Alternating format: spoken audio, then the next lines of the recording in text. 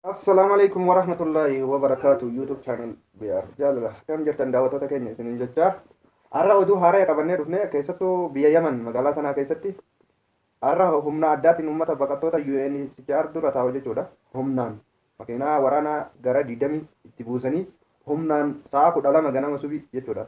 Humnaan fe'anii gara adan kuchisan jechuudha. Kun jechuun waan agartee mootummaan kunii fi agartee koominitiin Itoophiyaa koominitiin Oromoo jechuudha Itoophiyaa waan wal keessaa qabaniif uummata kana humna xiqqaa achitti agarraan jechuun subiidhaan akkasitti kaasanii achi gara isaan geessan hin beekne ammallee ijoollee itti bilbillee ijoolleen nuti adan keessaa baanee jirraa yaaniin nuti himanii amma gara adan nu oofu jiranii gara isaan nu geessan hin beekne keessattuu amma Damaar magaalaa Damaar jechuun sanarraa xiqqoo fagoodha. Achi gahanii jiran ijoolleen bilbilli isaanii shaana nurra fitu jira isinirra dhaamuu fa'aadha mala hoggochi dhayinee yaada adda addaa achirraa isinii bilbillee isinitti himna jaan. Kun jechuun koominitiin Itoophiyaa safaaraan Itoophiyaa jechuun bilchiginnaan uummata kana hiriira maaliif baatanii uummata gubate maaliif lubbuu isaanii falmitan jechuudhaani yeroo meeqa waan kana yaalanii har'a guyyaa har'aa kun humnaan dhufanii raawwatanii jiru. Uummanni achi fe'amee jira amma uummanni akka himanitti gaa uummanni kun agabuu guyyaa meeqa guyyaa 28 achi jala jira jechuudha.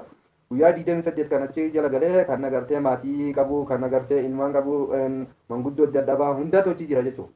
Kun jechuun uummata Oromoo kana jechuudha tuffii waan qabaniif koominitiin agartee addunyaa silaa agartee tan mirga dhala namaa falmitu waan akkana irra raawwattee ganama kana kun uummata achi fe'anii mee inshaallah bilbilee fuulduratti illee isin quba isin beeksifna keessattuu uummanni agartee achi fe'an kun haala akkam isaan irra jiranii hin beeknu ganama kana nuti warroota agartee achi jirutti walii bilbilee faxara geessinee fi dhahina jennee nuti gaafa kaanu jechuudha. Subii oggoo kaanuu nuti ijoolleen fe'amneeti manaan bahinaan hin jedhani.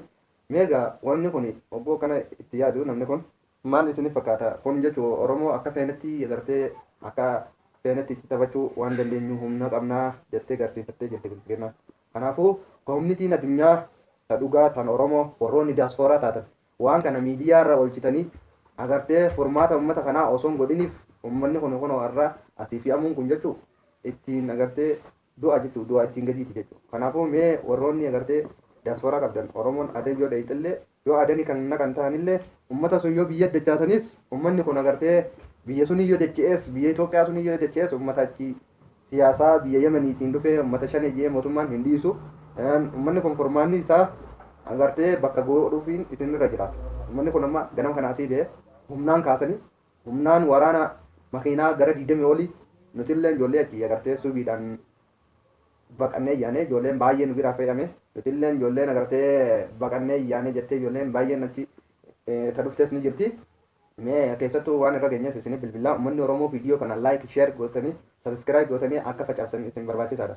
Uummata kana jechuun humnaan kan isaan fe'an uummata kana kan agartee mana gallakkisee meeshaa mana keessa dhiisee qabeenya isaa mana keessa dhiisee gidaara sun jala galu meeshaa sun jechuun mannoonni agartee mana namaa kan isaan galan manni kun maallaqaan gala raatibaan galan jechuudha damoosa kafalanii galan meeshaa meeqaanta meetti keessa jiraa fi uummanni kun osoo agartee furmaata tokkoon harkatiin akkasii humnaan kaasu jechuun humna ni qabna akka feene isin godhuu dandeenyaa jettee garsiiftee jirti jechuudha koominitiin Itoophiyaa kanas keessa jirti jechuudha. Uummata kana amma meeshaan isaaniitis mana arabaa keessatti osoo cufaa jiru akkasitti agartee uummata sun achirraa fe'anii uummanni kun waan kafaluu dhabee lubbuu nama agartee ijoollee agartee lubbuu nama meeqaa gubatte sun falmii gaggeessuudhaan kan guyyaa 28 achi jala oolanii kan har'a humniti waraana dhuftee achii kaafte jechuun waan du'a ittiin gadi dhiiti. Kanaafuu uummanni keenya waan kanarratti sirrii yaaddanii yoo agartee sirriitti yaaddanii waan kana akkasitti dabarsitan addunyaatti bareedaadha. Qaama mirga dhala namaa kan eegu jechuudha. Waan kana osoo furmaata ittiin godhin uummata kana humnaan kaasanii achi geessan amma. Kanaafuu uummanni keenya waan kana hubadhaa sirriitti waan kana itti yaaddanii uummata kana yoo achi geessanii saaraa sun keessatti lafa magaalaan ittiin dhiyaannetti lafa agartee bishaan ittiin dhiyaannetti achi naqanii lubbuun isaanii akka gaaga'amtu barbaade. Mootummaan fi uummanni agartee qaamni bilchiginnaa kanas keessa jiru.